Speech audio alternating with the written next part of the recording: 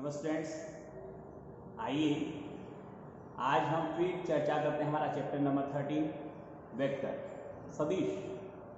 सदिश क्या होता है इसके बारे में मैंने आपको विस्तार से एक्सप्लेन किया था। साथ ही मैंने दो सदिशों का योगफल कौन कौन सी विधि से होता है इसके बारे में भी विस्तार से जानकारी दी थी। सदिशों का योग हमने एक त्रिभुज के नियम से पढ़ा था, एक समांतर चतुर्भुज के नियम से हमने दो सदिशों का योगफल ज्ञात करना सीखा था।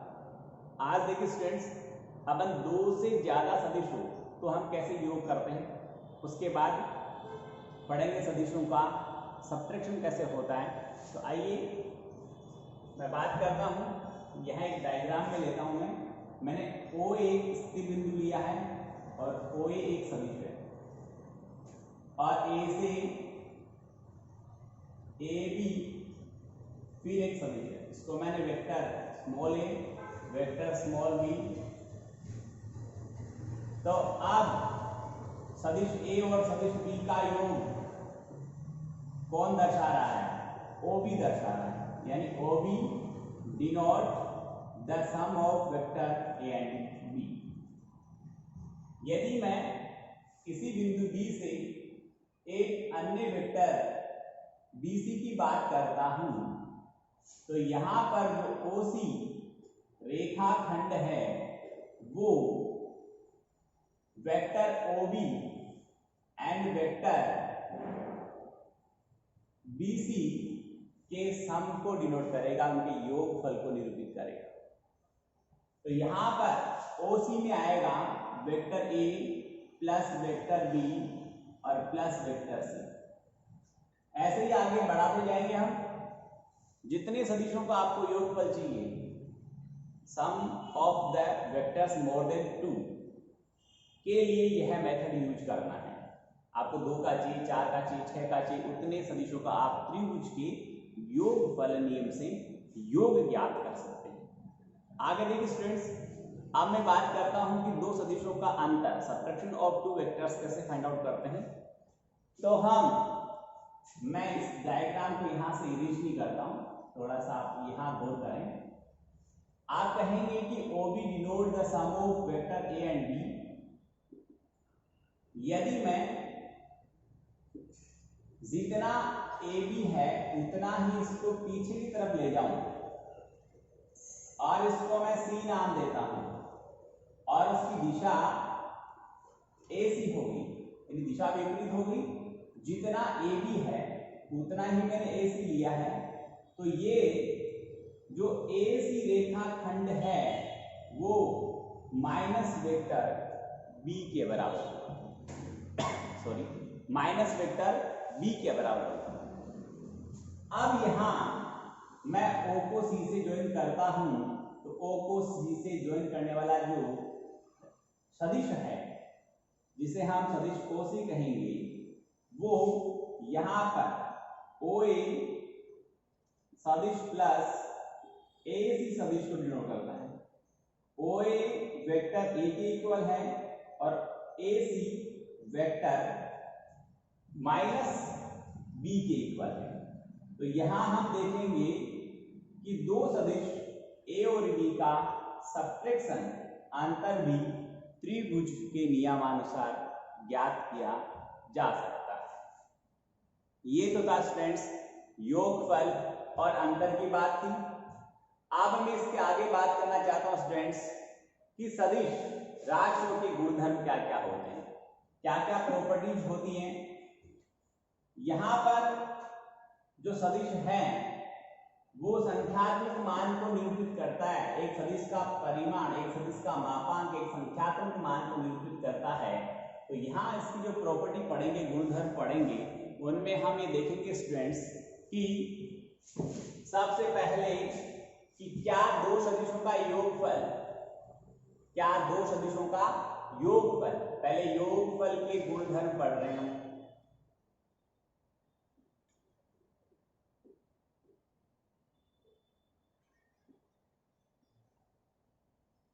क्या दो सदिशों का योगफल क्रम विनिमयता,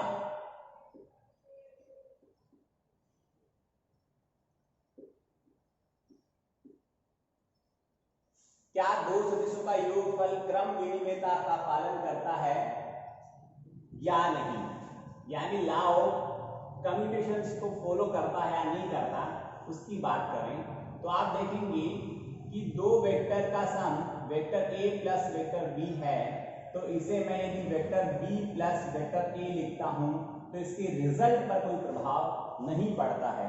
क्रम विनिमयता का नियम ये होता है कि दो राशियों का क्रम बदल देने पर उनके रिजल्ट पर यदि कोई प्रभाव नहीं पड़ता है तो वह संक्रिया क्रम विनिमयता का पालन करती है, लॉ ऑफ कम्यूटेशन को फॉलो करती है। आगे देखिए, दूसरा नियम, दूसरा गुणधर्म है साहचर्यता, लॉ ऑफ एसोसिएशन। साहचर्य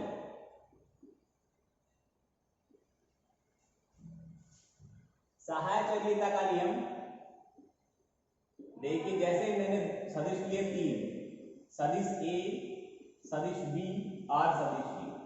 मैं पहले b और c का सम करता हूं, उसका रिजल्ट आता है, उसमें मैं a को प्लस करता हूं।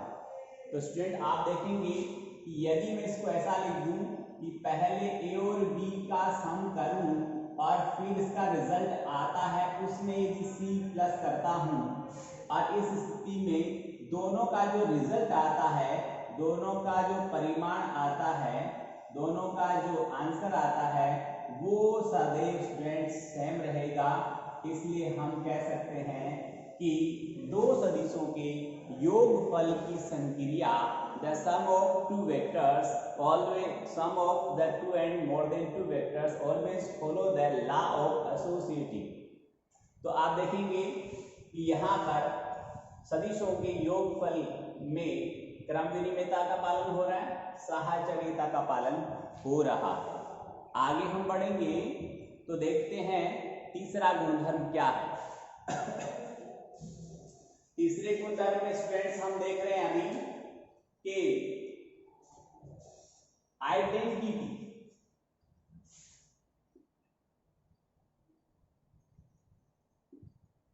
तत्समकता,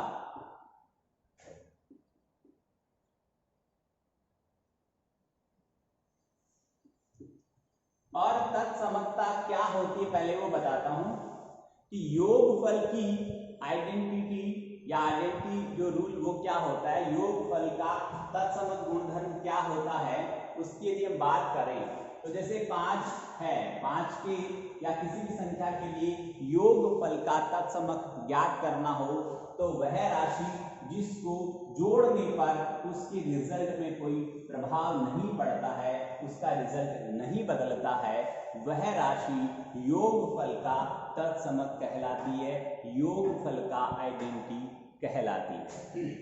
अब ऐसे सदिश की बात करें तो सदिश के योगफल की आइडेंटिटी होती है वो नल सदिश, जीरो सदिश, यानी ऐसी राशि जिसको जोड़ने का प्रोसेस तो हो और जोड़ने का प्रोसेस शो भी हो, दिखाई भी दे, बट उसका रिजल्ट प्रभावित नहीं होता है, तो उस राशि को हम कहते हैं तत्समक अवयव। यहाँ आइडेंटिटी एलिमेंट 0 होगा। आगे स्टूडेंट्स बात करें हम इन सब की, तो सदिशों का व्यवकलन हो गया, संकलन हो गया और सदिशों के गुणधर्म हो गए। अब एक सदिश का अदिश गुणनफल किस तरह से होता है उसकी भी हम चर्चा करते हैं। यहाँ पर बोर्ड पे जो लिखा है आपने देखा होगा, समझा होगा।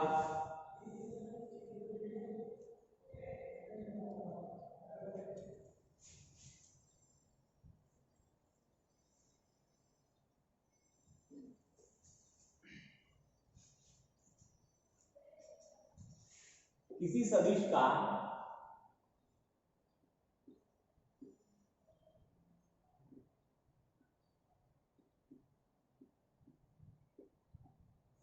अदिश राशि से गुणा,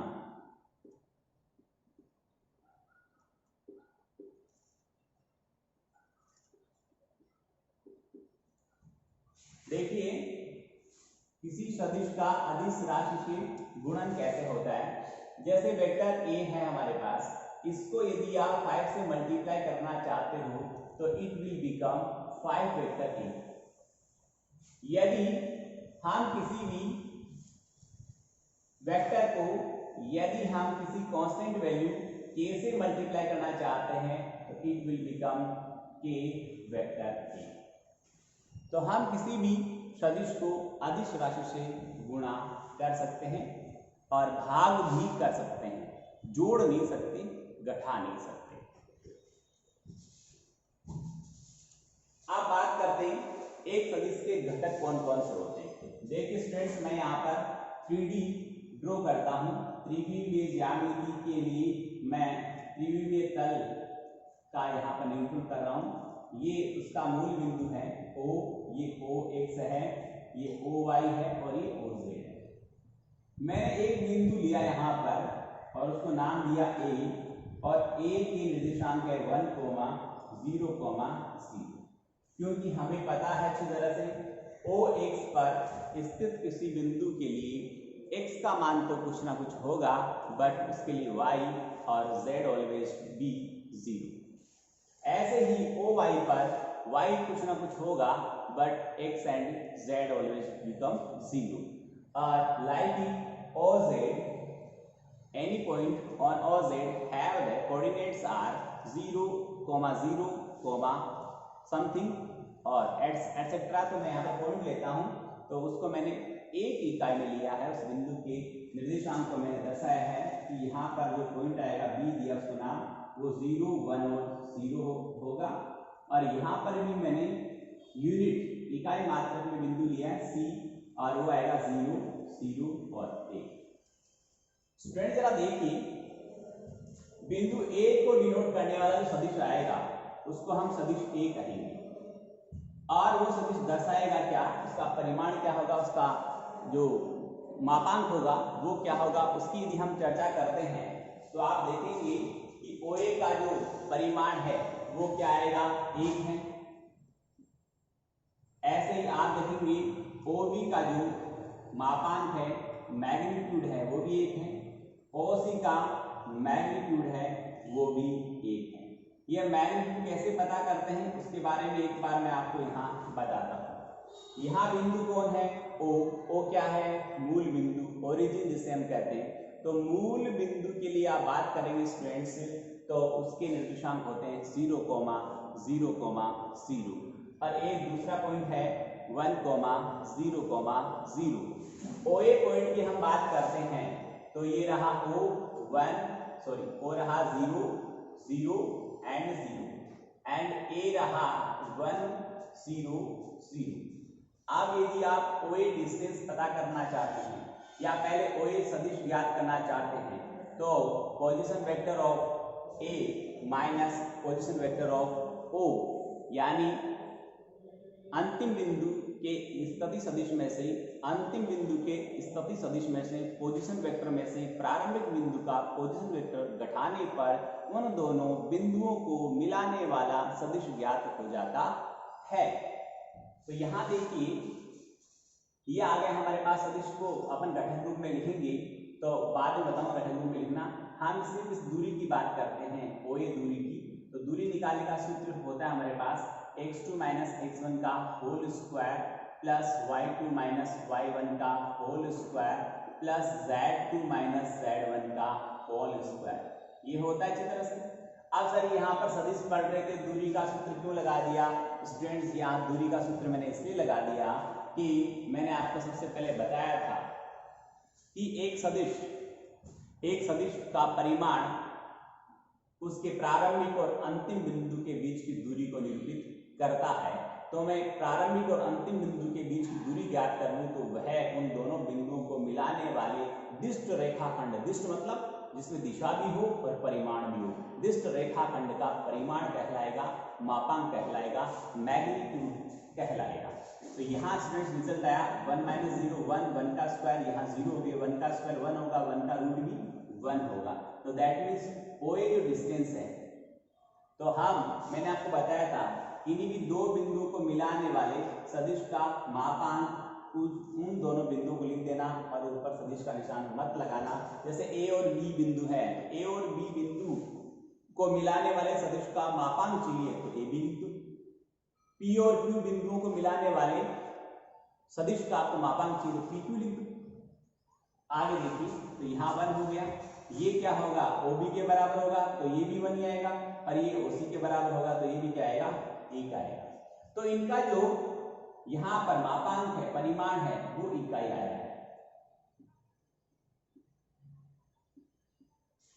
अब मैं यहाँ बताना चाहूंगा कि OX पर इकाई परिमाण को दर्शाने वाला सदिश I कैप होता है। याद रखिएगा क्या बोला मैंने कि OX पर इकाई परिमाण को दर्शाने वाला सदिश घटक कौन होता है I कैप। सदिश घटक है किसका OX पर। OX की दिशा में इकाई परिमाण को दर्शाने वाले घटक को I कैप के द्वारा लिखा जाता है। यानी I कैप का परिमाण कितना होगा 1। और कहां दर्शाएगा I cap? I cap OX की दिशा में इकाई सदिश को दर्शाता है, यानी OX पर। आगे चलिए, यहां पर ये भी इकाई परिमाण ही आ रहा है, तो इकाई परिमाण आ रहा है तो O ये किसकी दिशा में आया, वापस यहां लिख देता हूं OX की दिशा में। इसको हटाते हैं एक बार, ये OX की दिशा में, ये OY की दिशा में है, और ये OZ की दिशा में। In the direction of OX I cap is the unit vector and in the direction of OY J cap is the unit vector and in the direction of OZ K cape is the unit vector. Therefore the magnitude of I cape always be 1 and the magnitude of J cape also be 1 and magnitude of K is also be 1. I cape, J cape और K cape का परिमाण सदैव एक होता है। I cape OX की दिशा में एक मात्रक सदिश है और J cape OY की दिशा में एक मात्रक सदिश है और K cape OZ की दिशा में एक मात्रक सदिश को निरूपित करता है। स्टूडेंट्स एक बार बोर्ड पे गौर से देख लीजिए, फिर आगे हम बढ़ते हैं। ये हो गए I, J और K तीनों अक्षों की दिशा में सदिश घटक हो गए, इनको बोलते हैं सदिश घटक। यदि कोई बिंदु, मैं साथ ही बात करना चाहूंगा, यदि कोई बिंदु यहाँ पर P स्थित है और उसके निर्देशांक 2, 3, 5 है, तो इसका घटकीय रूप यदि हमें लिखने को कहे तो आप लिखेंगे इधर सदिश OP। देखिए स्टूडेंट सभी, सदिश OP बराबर आएगा 2 I के। 2 क्या होता है, किसी भी बिंदु के लिए भुज होता है, x का मान होता है। यहाँ 3 क्या है, किसी भी यहाँ पर 2 बिंदु P के लिए भुज का मान है, 3 बिंदु P के लिए कोटि का मान है, यानी y का मान है, 2 है x का मान है, 3 है वो y का मान है, 5 वो z का मान है। तो यहाँ पर हम इसे घटकीय रूप में लिखेंगे तो ये 2, 3 और 5 तो अदिश राशियां हैं, ये तो अदिश घटक है। एक सदिश में 2 तरह के घटक होते हैं, अदिश घटक और सदिश घटक, दोनों मिलकर सदिश दोनों बताया मैंने आपको। अदिश घटक उसका परिमाण होता है और सदिश घटक उसकी दिशा होती है। तो दिशा कौन सा करेंगे, I, J और K। सपोज करो I का मान 0 है, इट मीन्स वो सदिश OX की दिशा में नहीं है, यानी वो I K का मान 0 हो गया तो वह J और K अर्थात वह OY और OZ तल के मध्य स्थित है। यदि किसी सदिश में J का मान 0 हो गया, इट मीन्स वह सदिश क्या होगा, I और J K के घटक में होगा, अर्थात वह OZ और OX के तल में स्थित है। यदि तीनों विद्यमान है तो वह सदिश OX, OY और OZ तीनों के तल में स्थित है। अब देखिए यहाँ पर सदिश OP इज इक्वल, इस बिंदु का पोजीशन वेक्टर यदि हम घटकीय रूप में लिखें, इसको बोलते हैं घटकीय रूप। इसे हम घटकीय रूप में लिखें तो आएगा 2IK plus 3JK plus 5KK। समझ में आ गई इतनी बात। यदि कोई बिंदु यहां पर होता और उसके मान लो निर्देशांक होते, उसके जो हम बोलते हैं इसको मैं क्यू नाम देता हूं, वो होता मान लो 3 -5 और 4 होता। तो इसका हम घटकीय रूप लिखते हैं। इसका यदि हम बिंदु Q का बिंदु O के सापेक्ष, बिंदु Q का बिंदु O के सापेक्ष स्थिति सदिश जो प्रारंभिक बिंदु है उसके सापेक्ष बात करते हैं, तो उसका पोजीशन वेक्टर मूल बिंदु के सापेक्ष पोजीशन वेक्टर स्थिति सदिश निकालते और वो घटकीय रूप में लिखते, तो 3ik - 5jk + 4kk से लिखा जाता है। स्टूडेंट यहाँ जो सदिश OP है ये अपने घटकीय रूप में है। किस रूप में है? घटकीय रूप में। तो जब कोई सदिश घटकीय रूप में होता है तो इसमें दो तरह के सदिश होते हैं, दो तरह के घटक होते हैं, दो प्रकार के घटक होते हैं। और पहला घटक होता है वो अदिश घटक होता है। जैसे इसमें बात करूं मैं ओपी में, तो यहाँ पर 2, 3, 5 इनको बोलते हैं अदिश घटक। और यहाँ पर दूसरे नंबर पे एक सदिश के अंदर सदिश घटक भी होते हैं और वो सदिश घटक होते हैं स्टूडेंट्स आई के, जे के और के के। और इन दोनों अदिश और सदिश घटक से मिलकर, अदिश और सदिश घटक से मिलकर क्या बनता है स्टूडेंट्स? एक सदिश बनता है। तो यहाँ पर 2, 3 और 5 ये तो है क्या? अदिश घटक आई, जे और के, ये है हमारे सदिश घटक।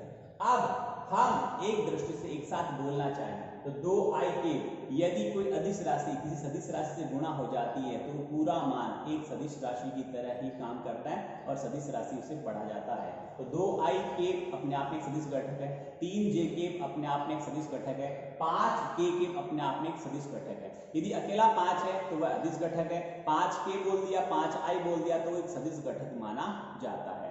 अब देखिए स्टूडेंट्स आगे बढ़ते हैं हम। यहां देखिए, यहां से रीच करता हूं मैं। सदिश है हमारा OP, सदिश है हमारा OP और उसको मैंने लिखा था 2ik + 3jk + 5kk। यदि मुझे इस सदिश का मापांक चाहिए, मैग्नीट्यूड चाहिए, मापांक कह दो, इसका परिमाण कह दो या इसका मैग्नीट्यूड कह दो,